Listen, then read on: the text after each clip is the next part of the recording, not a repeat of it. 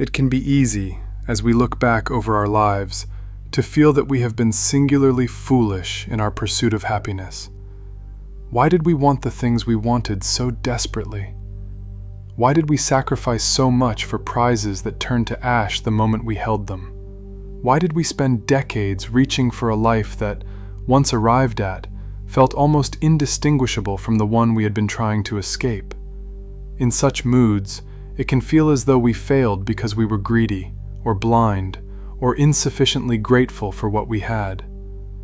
We chastise ourselves for wanting too much, then for wanting the wrong things, then for not knowing how to stop wanting altogether.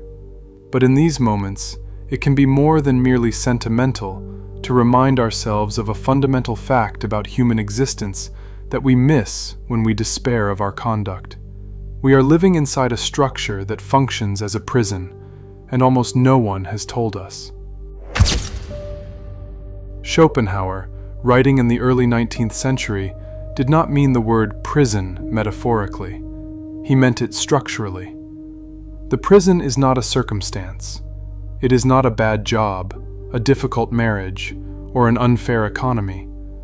The prison is the material from which the entire world is made. He called it the will, the blind, restless, endless force that drives every living being toward wanting, toward reaching, toward movement, with no final destination and no satisfaction that lasts longer than the moment before the next want appears.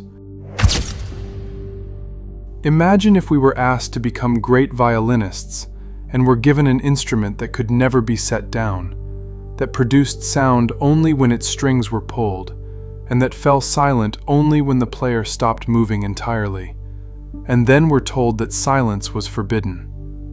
We would know the odds were stacked against us. We would have compassion for our often miserable performances. We would understand what we were up against. Without our being aware, much the same level of entrapment holds true of life itself. The will is not something we have, it is something we are. It is the substance of our experience.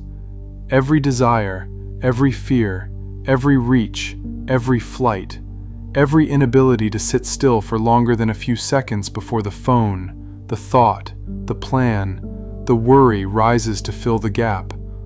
All of it is the will, pulling at its own strings. And the will does not arrive at satisfaction. It arrives at the next want. Think of what this has looked like in a single life. The job that was supposed to change everything. The promotion that was supposed to quiet the restlessness. The new city, the new apartment, the new title. Each one promising arrival. Each one delivering a satisfaction that evaporated within weeks, sometimes days, leaving only the same quiet gray that had followed every previous arrival. Job after job, city after city, want, arrive, empty, want again.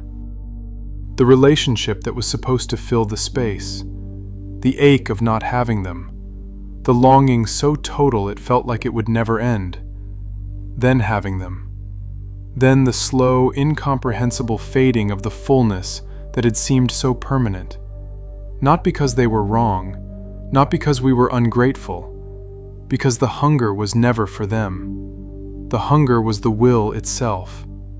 Partner after partner, want, arrive, empty, want again.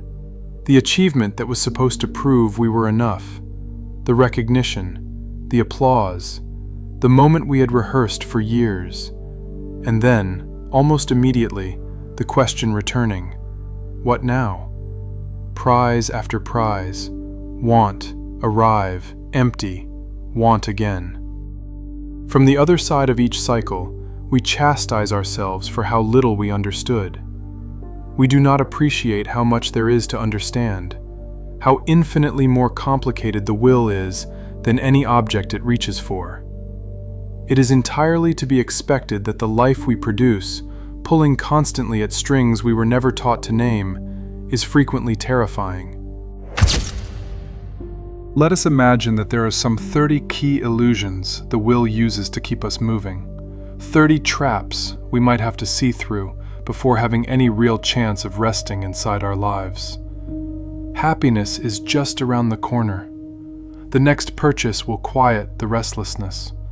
The next partner will fill the space. The next achievement will prove we were enough.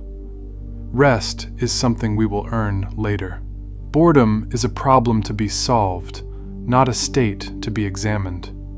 Silence is the enemy. Stillness is failure. Wanting is living.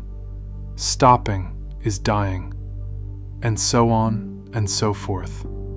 The challenge is that though we might state these illusions simply enough, to see through each one properly requires at least 8 months, and more usually several years or even decades.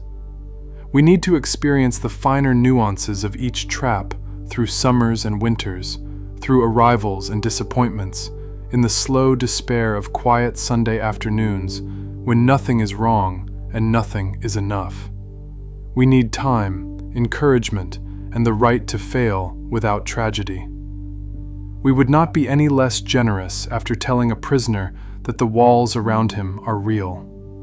In a depressed moment in middle age, we might try to categorize phases of our lives according to the slow disillusionments we have taken away from each one of them. The job did not fix the emptiness. 6 years. The relationship did not fill the space. 4 years. The city did not change who we were. 3 years.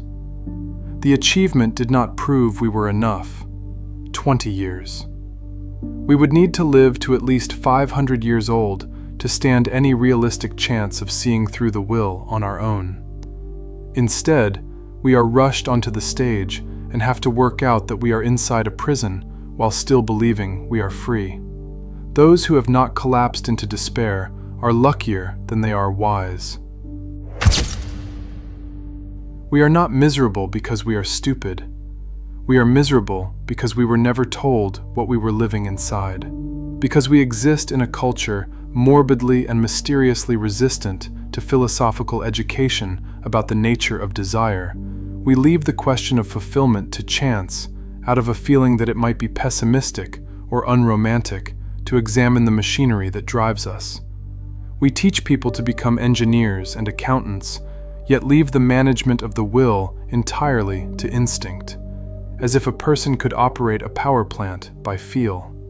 A better arranged culture would itemize the key illusions of the will for people in their last year of school, and then impose a universal training in the art of seeing through wanting before being asked to spend 50 years obeying it.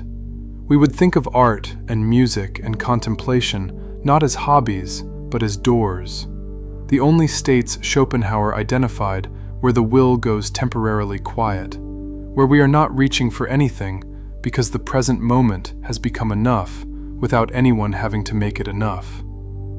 We would ask ourselves for patience and be aware, without humiliation, of how blind we necessarily were. We have made a mess of our search for happiness, no doubt. We do not, on top of everything else, need to be surprised that we did so. This is a prison with at least 30 traps in it, and we began to serve our sentence long before we had ever realized that the instruction manual, the one quiet sentence that might have explained everything, had been tossed aside.